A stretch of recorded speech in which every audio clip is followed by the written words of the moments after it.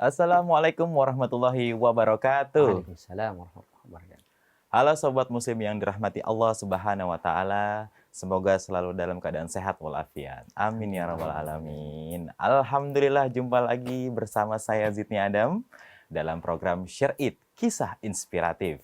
Nah, kali ini pastinya saya tidak sendirian, saya sudah ditemani oleh seorang narasumber, yaitu Ustadz Bani Hashim. Yang insya Allah beliau akan menuntun kita semua untuk lebih mengenal lagi Rasulullah SAW dan juga para sahabatnya. Ya.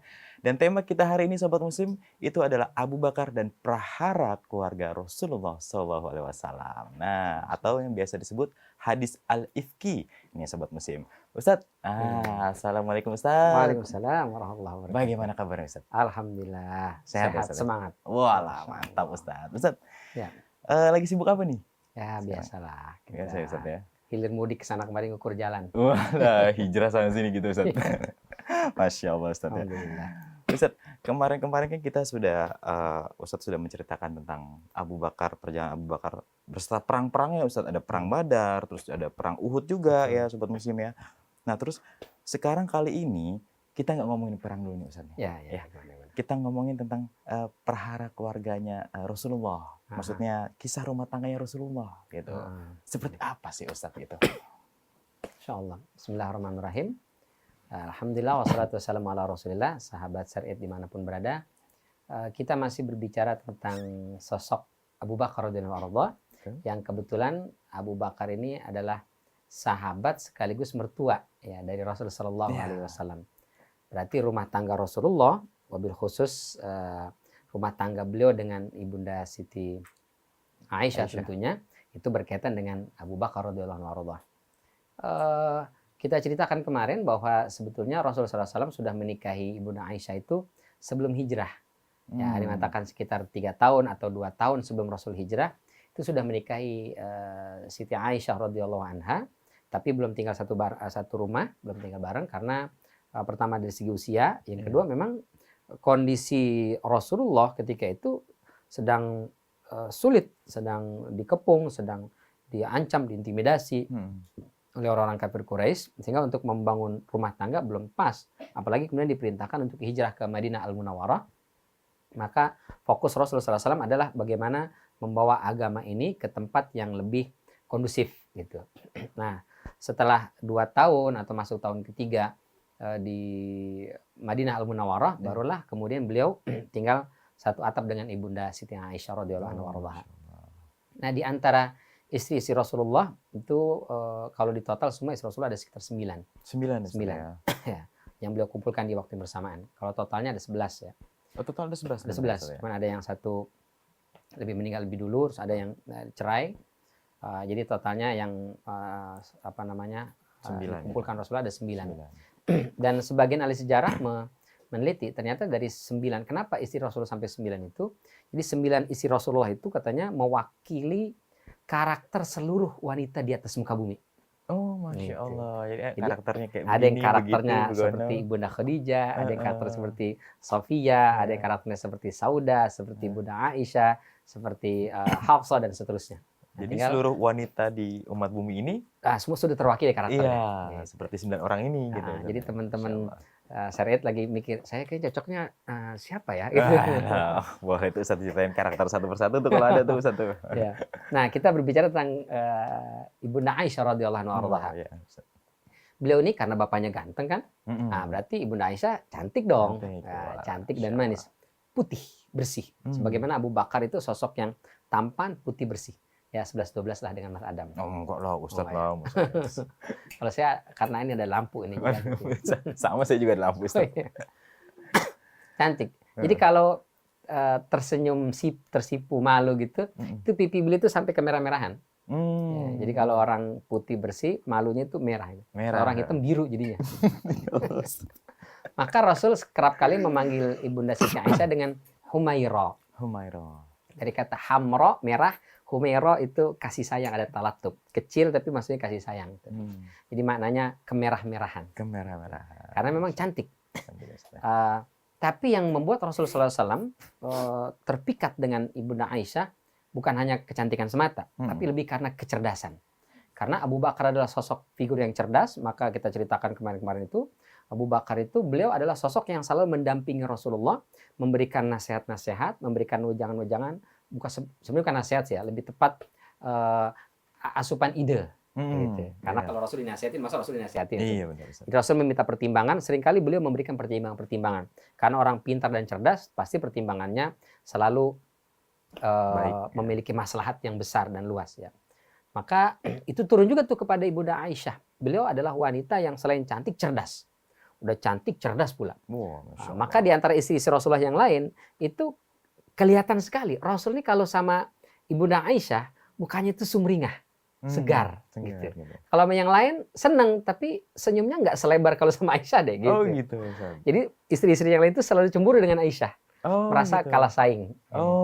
Kalah cantik gitu. Kalah cantik dan kalah pinter. Gitu. Kalau kecantikan ada juga yang cantik seperti misalnya Hafsah, seperti misalnya Sofiyah bintu Huyai, ini keturunan dari klan Yahudi yang masuk Islam. Gennya gen putih bersih cantik juga gitu. Tapi kecerdasan, ketangkasan dan keimanannya memang Ibunda Aisyah ini melebihi yang lainnya.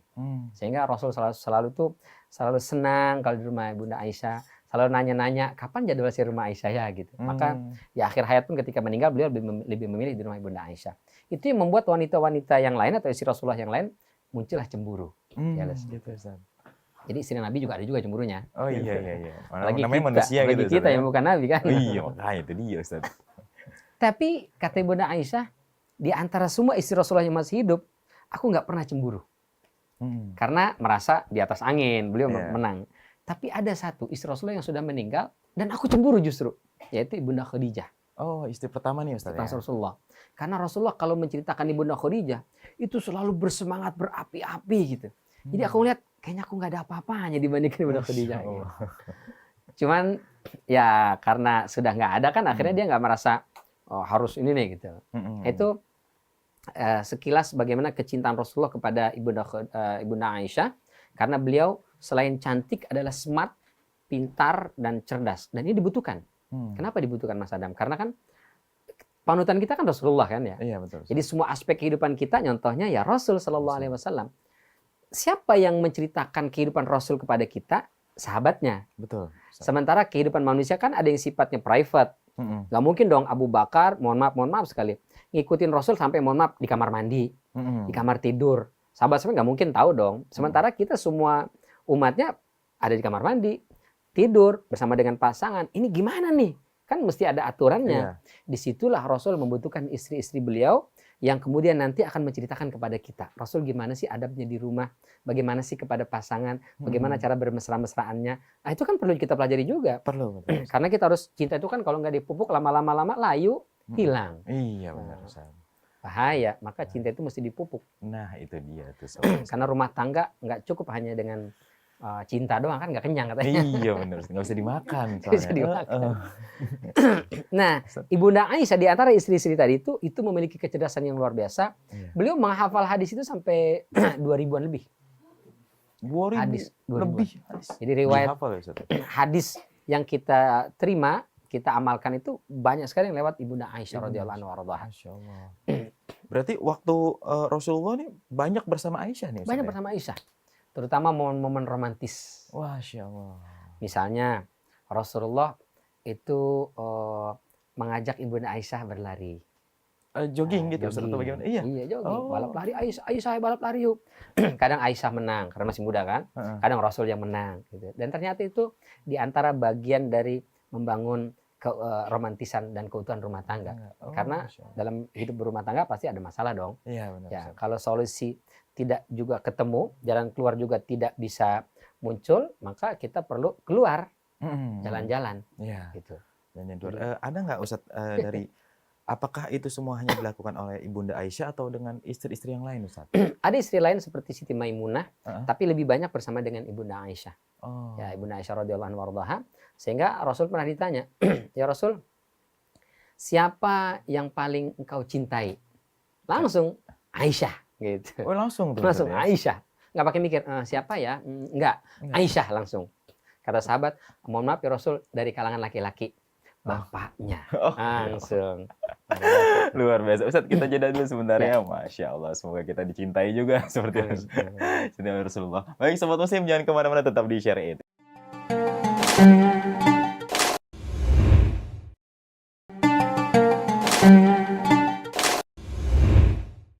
Baik Sobat Muslim, masih bersama saya Zidniadan dan juga Ustadz Bani Hashim. Nah, tadi Ustadz udah sempat menjelaskan bahwa prahara rumah tangganya Rasulullah nih, siapa yang paling dicintai Rasulullah? Langsung lantang menjawab Rasulullah. Aisyah. Ustadz nih, ini bagaimana nih Ustadz nih? Reaksi istri-istri yang lain nih pada saat mendengar itu nih Ustadz nih gitu. Ya manusiawi lah, istri Nabi juga pasti cemburu kan? Iya. Cemburu. Cuman tidak ada alasan kemudian untuk membenci Aisyah. Kenapa? Karena memang Ibunda Aisyah radhiyallahu anha warḍaha itu pantas mendapatkan tempat istimewa di hati Rasulullah. Karena pertama cantik, yang kedua cerdas, dan akhlaknya bagus memang. Baik sekali, akhlaknya baik. Sampai Ibunda Saudah itu, istri Rasulullah yang usianya sudah agak berumur, beliau itu langsung bilang sama Rasul, ya Rasul, pokoknya jatah ke rumah saya itu buat Aisyah aja. Oh ya Allah, gitu. Sampai segitunya. Sampai sebegitunya. Karena beliau kan sudah agak berumur dan melihat Aisyah ini itu memang memiliki karakter yang bagus sekali gitu. Ya, dan itu tentu didikan dari orang tuanya kan, Abu Bakar dan Allah. Masya Allah. Tapi ya namanya istri Nabi ada juga sisi ya manusiawi lah seperti yang lain. Pernah juga tuh beliau dan yang muda-muda itu kan kayak Ibnu Aisyah, terus Hafsah, Siti Maimunah, Zainab binti Jahsy ini kan usianya relatif muda tuh, dekat ya. 30-an tahun Rasul meninggal, usianya masih muda lah gitu. Ya manusiawi lah, butuh juga yang namanya harta gitu. Oh, iya. Ini kayaknya kita istri Nabi tapi tas kita kurang branded nih gitu. Oh iya. Sepatu kita kayaknya kurang oke nih gitu. Iya, Ada juga sisi itu. ada juga sisi itunya sudah. Tapi jangan ditanya, emang zaman Rasul ada tas? Bukan, itu bahasa aja. Maksudnya kiasannya gitu. Kiasannya gitu. Maka mereka kemudian dalam tanda kutip demo Rasulullah. Ya Rasul, ini uang bulanan kita mesti nambah nih gitu. Mesti sekian nih, bisa beli ini, bisa beli ini, bisa beli itu gitu. Masa istri Nabi pakaiannya, perhiasannya kurang gitu. Oh, Masya Allah. Sempat ada seperti itu ya? Ada seperti itu. Dan bukan dari satu, dari semuanya. Ada yang mengatakan yang ngomporin ya ini muda-muda gitu. Akhirnya ikut juga. Gitu. Oh ya Allah. Jadi Rasul sempat di demo nih sama istrinya. Sama istrinya. Maka kemudian Rasul sallallahu alaihi wasallam ya sisi manusiawinya kesel juga gitu. Oh berarti istri saya ini masih tergoda materi juga nih gitu. Iya. Ya seperti tadi kita kalau flashback ya. Kemarin kita cerita tentang hijrah, setelah hijrah kemudian ada perang Badar. Nah, kita diuji setelah hijrah itu melawan orang-orang terdekat kita, dan bukan dalam arti secara fisik tapi konfrontasi. Setelah itu kemudian kita bisa lulus, setelah itu kita sudah bisa mengatasi problem itu, tapi ternyata muncul persoalan lain, yaitu materi kan. Ketika kalah perang Uhud kemarin kita ceritakan, ya antara sumbernya adalah masalah materi. Karena seringkali hijrah dia orang tua melarang, kerabatnya, dia tetap kokoh bisa lulus. Tapi setelah itu Allah uji dengan materi. Banyak yang tumbang juga tuh di situ. Oh, sempat banyak. Nah, ini istri Rasulullah SAW kok kata beliau ini malah melihat materi. Maka marahlah Rasulullah SAW. Tapi marahnya Rasul diwakili oleh Allah. Turunlah ayat. Surat Al-Ahzab ayat 28-29. Oh, Masya Allah. Al-Ahzab lagi suratnya. Langsung. Al-Ahzab. Bukan azab. Iya. Azab. Oh iya. Kalau azab, bencana. Ini azab artinya pasukan. Al-Ahzab. Kata Allah Subhanahu Wa Taala, wahai Nabi, kasih tahu sama istri-istrimu, in kuntunna turidnal hayatad dunya wa zinataha. Kalau kalian itu yang dikejar adalah materi dengan berbagai macam pernak-perniknya, fata'alain, sini. Umatti'kunna wa usarrihkunna sarahan jamila. Aku akan ceraikan kalian. Masya Allah. Cerai, aku kasih. Mau rumah, aku kasih. Mau kendaraan, aku kasih. Semua aku kasih, kata Rasulullah SAW. Tapi kalau kalian menginginkan Allah wa rasulahu wa daral akhirah, Allah, Rasul, dan kehidupan akhirat, maka fa innallaha a'adda lil muhsinati minkunna ajran azima. Allah siapkan untuk kalian semua pahala yang berlipat-lipat besar sekali. Jadi kata Rasul pilihannya dua. Kau pilih harta, aku ceraikan, aku bikin kaya. Karena rampasan perang itu Nabi itu dapat 20%. Seperlima dari jatah rampasan perang itu. Iya, banyak lah Ustaz. 20% ya. Cuma Rasul nggak pernah ambil. Gitu. Ambil sedikit, sisanya sedekahin. Masya buat Allah. makan gitu aja. Masya Allah. Maka Rasul secara materi hidupnya nggak kaya gitu, secara materi gitu. Karena memang seperti itu. Tapi kalau istrinya mau, saya ambil 20%, saya bagi kamu, biar kaya. Tapi setelah itu talak, selesai. Tapi kalau kalian mau bersabar, menginginkan Allah, Rasulnya, dan hari akhirat atau kehidupan di akhirat, maka Allah sudah siapkan. Masing-masing kalian itu dapat pahala yang begitu luar biasa. Nanti di surga levelnya beda, istri Nabi. Iya, Gitu. betul. Masya Allah. Mereka langsung mikir tuh. Yang lain mikir, Aisyah nggak mikir. Langsung datang, ya Rasul, aku ingin engkau dan Allah Subhanahu Wa Taala. Aku ingin Allah dan Rasulnya. Aku nggak mau materi. Yang lain mikir, Bunda Aisyah langsung? Enggak, langsung. Luar biasa tuh. Terus gimana ya? Apa hartanya apa? Enggak, pokoknya Rasul. Enggak. Iya. Harta dunia semuanya enggak ada nilainya dibandingkan menjadi istri seorang nabi. Luar biasa. Masya Allah. Ya, sudah. Itulah Ibunda Aisyah. Maka wajar ya, memang kenapa seperti itu? Kenapa Rasulullah kemudian lebih cinta kepada Aisyah? Karena seperti itu karakternya. Dan itu memang turunkan dari Abu Bakar radhiyallahu anhu. Dimana kita ceritakan dari pertemuan-pertemuan sebelumnya, beliau itu secara nasab, silsilah keturunan, beliau bangsawan, orang kaya. Secara materi, beliau adalah hartawan, beliau adalah pebisnis yang sukses, dihormati, dimuliakan. Tapi beliau demi iman kepada Allah dan Rasulnya, rela tuh kehilangan kolega, partner bisnisnya, rekan-rekannya, bahkan hartanya beliau gelontorkan habis. Ya, beliau udah nggak mikir lagi masalah berapa yang harus dikeluarkan, nanti berapa feedback yang saya dapat, nggak mikir itu lagi. Udah benar-benar luar biasa. Maka ini yang turun kepada anak-anaknya. Masya Allah, turun-temurunnya bagus ya Ustaz ya. Kadang kita ngajarin anak itu memang nggak perlu banyak keluar memang ya, kasih contoh. Iya, kasih contoh. Kadang-kadang anak tuh melihat contoh. Lihat aja dia. Karena anak itu memang dia mungkin kurang pandai menghafal kata-kata, tapi dia pandai merekam kata-kata. Nah, itu dia. Dan perbuatan kita. Iya, betul. Dia nggak hafal, tapi dia rekam di sini. Iya. Dan itulah yang terjadi pada Ibunda Aisyah radhiyallahu anha. Jadi karena Abu Bakar itu mendidik dengan contoh keteladanan, maka kemudian Ibunda Aisyah juga seperti itu. Masya Allah, luar biasa. Nah, terus apalagi Ustadz rumah tangga Rasulullah ini dengan Bunda Aisyah nih Ustadz nih? Tadi kan jogging-jogging kecil. Ada jogging kecil. Terus ada sahabat itu, dari sahabat Habasyah itu suka latihan perang. Nah, kata Bunda Aisyah, Rasul, saya boleh nggak sih nonton gitu? Karena mereka kalau kelatihan itu, jadi bukan perang, tapi ada seni berperangnya. Jadi sambil nari-nari perang gitu. Gitu. Jadi asik juga ditonton gitu. Jadi kayak ilmu beda diri gitu ya? Iya, kayak ilmu beda diri kan ada atraksi gitu. Nah itu biasanya pada suka nonton tuh. Ibunda Aisyah juga senang nonton. Cuman kan kalau nonton begitu, masa istri Nabi nonton begitu aja kan? Tapi bilang sama Rasul, Rasul, aku mau nonton dong. Oke. Jadi Rasul berdiri di depan rumah itu, ngeliat situ, Ibunda Aisyah keluar, kepalanya doang di sini. Gitu. Badannya ketutup badan begini Rasulullah. Ustaz ya, di bawah sini. Tapi nempel di sini. Mesra dong. Iya, mesra dong. Romantis banget ya Ustaz ya. Masya Allah. Sebelum sholat biasanya mencium kening Aisyah.